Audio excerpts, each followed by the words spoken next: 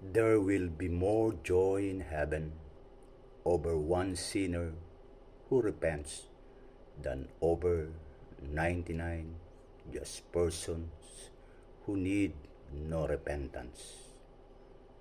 Reminds me of what it must be like in heaven when someone is saved.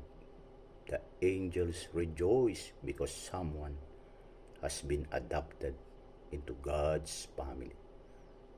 It was a picture of the joy of heaven when someone new joins God's forever family by faith in Christ. Jesus spoke of that grand moment when he said, "There will be joy in heaven over one sinner who repents." Praise God.